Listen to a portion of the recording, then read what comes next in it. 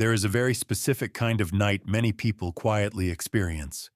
It usually happens after a slightly disappointing day. Nothing dramatic. You didn't fail publicly. You didn't ruin your life.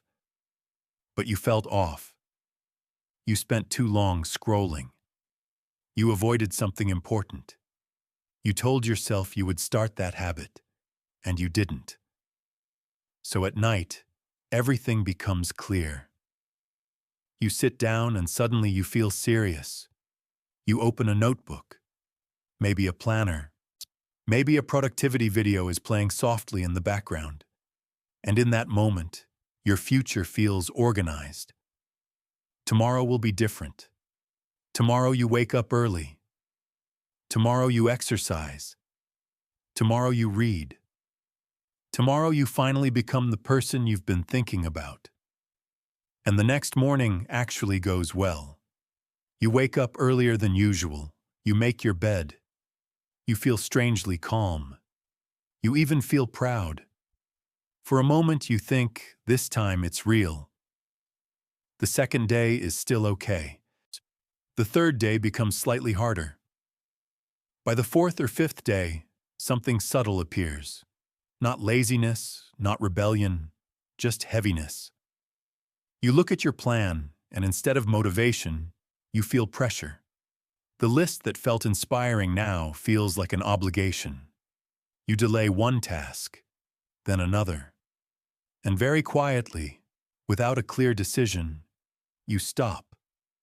Then comes the most painful part.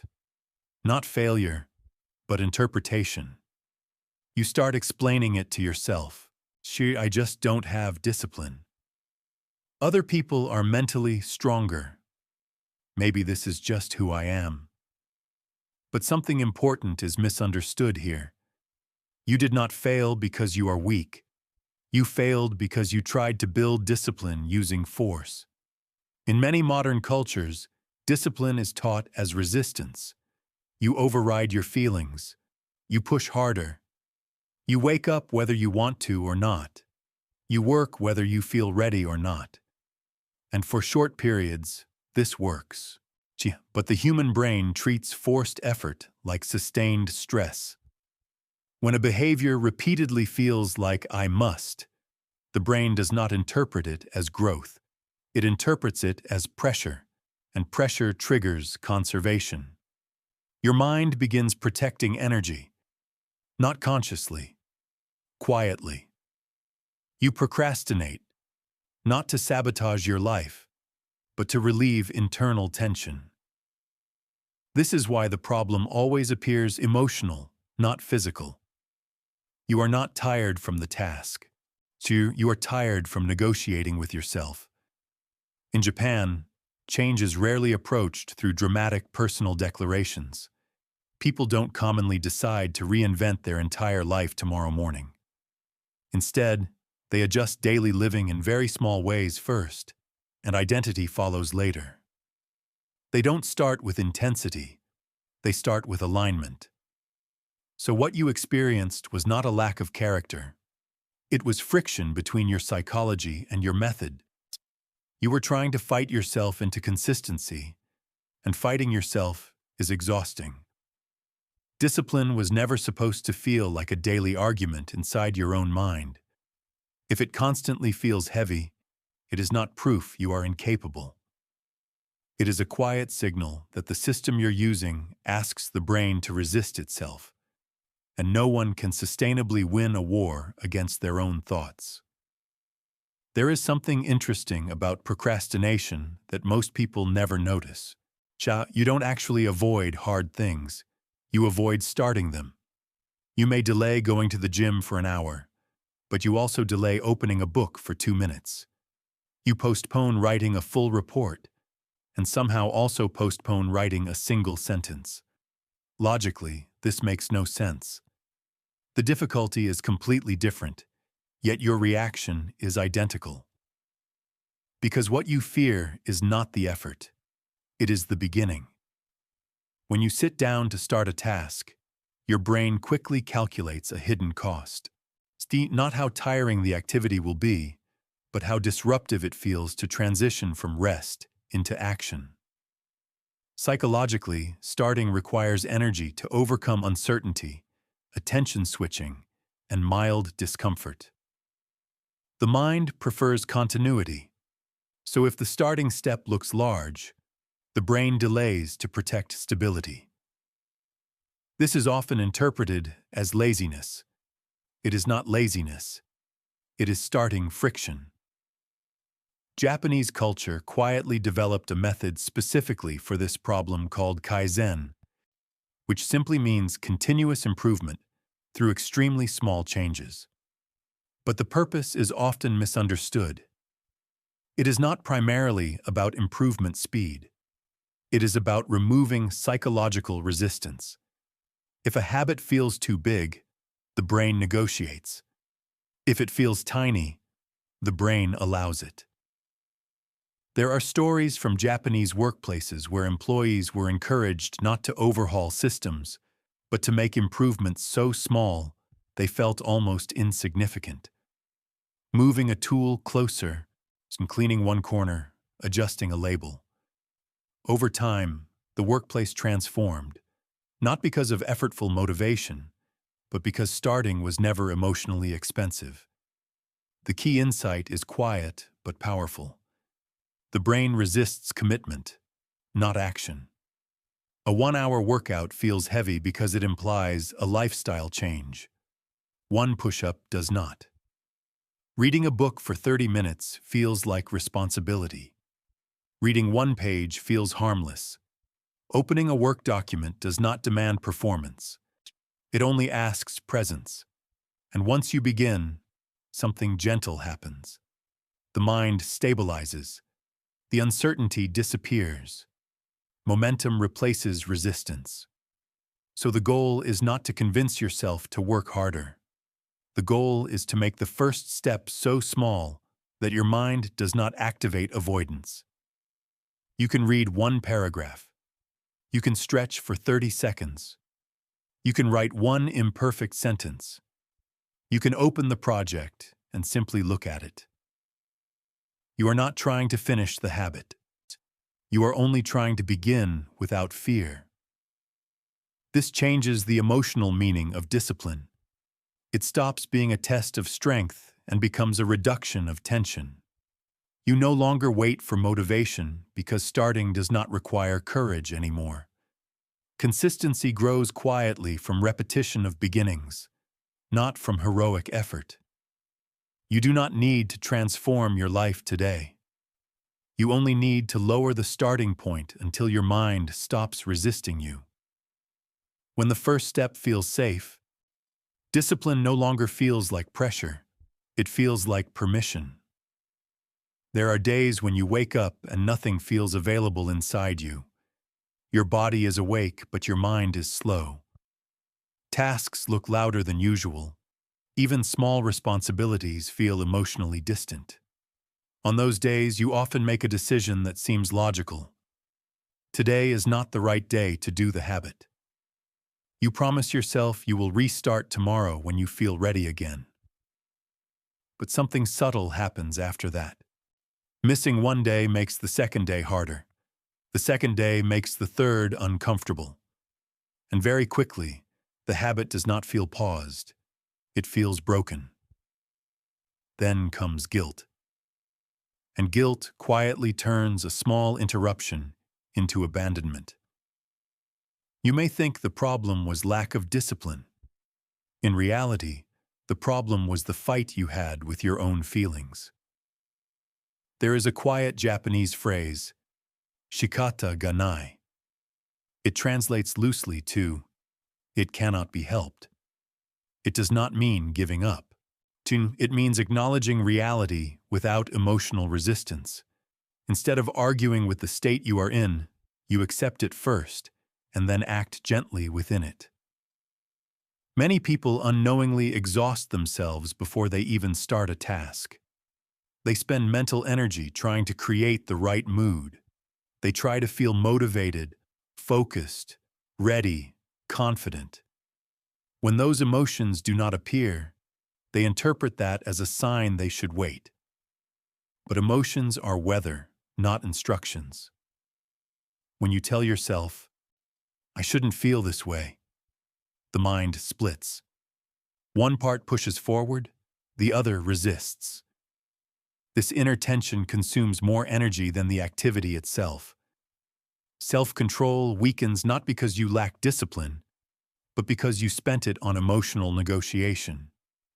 In Japan, students still walk to school in the rain. Workers still commute on quiet mornings when they feel tired. The action does not depend on enthusiasm. It depends on steadiness. They do not wait to feel ready. They simply do a smaller version when energy is low. Instead of saying, I must be productive today, you say, I don't feel like doing this, but I can do 2 minutes. The moment you remove the emotional requirement, the action becomes possible again. You are no longer trying to force motivation into existence. You are allowing behavior to exist alongside imperfect feelings. This is important. Acceptance is not the opposite of discipline. It is what makes discipline sustainable, because now the habit does not demand a specific mood. It survives tired days, distracted days, quiet days, and uncertain days. You still show up, but gently. Some days you will do less. Some days you will only begin. But the continuity remains unbroken, and continuity is what builds stability in the mind. You are not weak for feeling unmotivated. You are human. Feelings fluctuate. What matters is removing the belief that you must feel good before you act. You don't need the perfect internal state to continue. You only need permission to continue imperfectly. When you stop fighting how you feel, you finally have enough energy left to act at all. And strangely, once you begin, your emotions often follow quietly behind you. You have probably experienced this before. You set an alarm with sincere intention. You truly wanted to wake up early. The night before felt meaningful, almost symbolic, like a reset. But when morning arrives, your hand reaches for the phone almost automatically. The alarm stops. You close your eyes for a minute. And when you wake again, the morning you planned is gone. The first reaction is predictable. Disappointment directed at yourself. You assume you lacked willpower. You think you made a decision and then betrayed it. But there is something important hidden in that moment. You were not making a conscious decision when you turned off the alarm. You were responding to your environment. Human behavior is far less driven by intention than we like to believe. It is shaped by distance, visibility, and effort. The brain naturally moves toward what is easiest in the immediate moment. If your phone is within reach, if the bed is warm, if the room is quiet, the automatic choice is to remain still. Not because you chose comfort over growth, but because the environment made stillness the default. In Japan, daily spaces are designed with behavior in mind. So at the entrance of homes there is a genkan, a small area where shoes are removed immediately. No reminders are needed. The design itself prompts the action. Many desks are minimal, reducing distraction before focus even begins. Cities are organized for walking, so movement becomes a normal part of living rather than a separate effort. The discipline is not happening inside the person first. It is happening around them. When a behavior is supported by its surroundings, the mind does not need to debate. There is no internal argument, no motivational speech required. The next action simply feels natural because the path toward it is clear. You often tried to strengthen your willpower when what you needed was to reduce friction. If a book sits inside a drawer, reading requires a decision. If the book rests on your pillow, reading requires almost nothing. If your phone sleeps beside your bed, scrolling is effortless. If it rests across the room, waking up becomes movement instead of delay. Small environmental shifts quietly guide behavior without exhausting you. You can place your workout shoes by the door. You can keep water on your desk. You can move distracting apps off your home screen. You can leave your journal open on the table. These actions do not increase motivation. They decrease resistance. Discipline becomes easier not because you changed your personality, but because you changed the default direction of your day. Instead of fighting temptation repeatedly, you encounter fewer moments where a fight is required. You were never supposed to rely on constant strength. Strength is tiring. Systems are gentle. When the environment cooperates, the mind relaxes. You no longer feel like you are pushing yourself uphill. You are simply following the easiest path available. And if the easiest path leads toward the behavior you wanted all along, discipline stops feeling like effort and starts feeling like routine. Most people begin change with a goal. It sounds responsible, clear, ambitious. I will work out 5 times a week. I will read 20 books this year. I will wake up at 5 a.m. every day. At first, goals feel energizing. They give direction. They create a sense of forward movement. But after a few weeks, something subtle shifts. The goal that once inspired you begins to measure you. Every missed day feels like falling behind. Every imperfect attempt feels like evidence that you are not serious enough. And slowly, the goal becomes heavy. You might assume the problem is inconsistency, but often the deeper issue is psychological pressure. Goals are outcome-focused. They constantly evaluate progress. The mind begins associating the habit not with calm repetition, but with performance. Performance invites judgment. In Japanese culture, many traditional practices are built around ritual rather than achievement. Tea ceremony is not about finishing tea efficiently. Calligraphy is not about producing the most pages. Martial arts training is not only about winning. The focus is on repeating the form with attention and respect. The value is in the doing, not the measuring. When an action becomes ritualized, it stops asking, "Am I succeeding?" and starts asking, "Am I showing up?" Rituals remove comparison.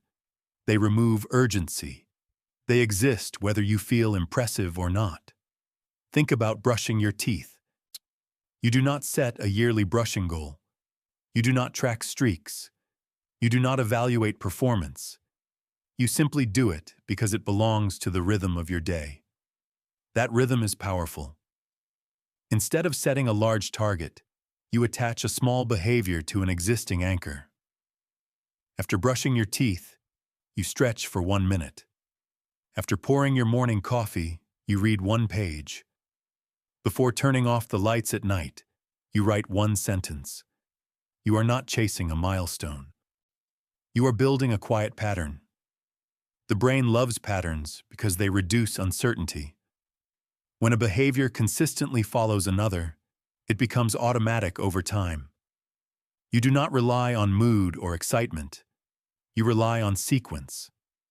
This is why ritual feels lighter than motivation. Motivation rises and falls. Ritual continues. You may not notice dramatic progress at first. There are no big announcements, no emotional peaks. But there is steadiness, and steadiness compounds in ways that intensity cannot. You stop asking whether you feel inspired enough today. You simply step into the familiar sequence. And once a behavior feels like part of your day rather than a test of your ambition, resistance decreases naturally. You are not trying to prove something anymore. You are participating in something. When discipline becomes ritual, it no longer demands emotional energy. It simply asks for presence. and presence is something you can give, even on quiet days. Many people quietly hold the same belief. They think discipline is a personality trait. They imagine there are two kinds of individuals, those who are naturally consistent and those who are not. So they wait.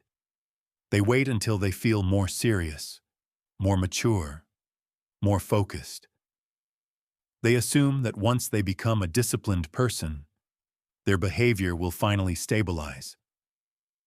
But the order is reversed. You do not act consistently because you are disciplined. You feel disciplined because you have acted consistently. The brain forms identity through evidence, not intentions, not plans, not hopes, evidence. Each repeated behavior becomes a small message the mind records. This is what I do. Over time, those messages accumulate and quietly shape how you see yourself. In many Japanese schools, students clean their own classrooms daily. There is no separate janitorial system for basic upkeep. The purpose is not efficiency, it is identity formation. When you repeatedly participate in maintaining your environment, you begin to see yourself as someone responsible for it. No speech is required. The behavior itself teaches the belief. Adults experience something similar through daily routines. Commuters walk to train stations every morning. Shop owners open stores at the same hour. Neighbors sweep sidewalks outside their homes. These are not heroic acts. They are small repetitions.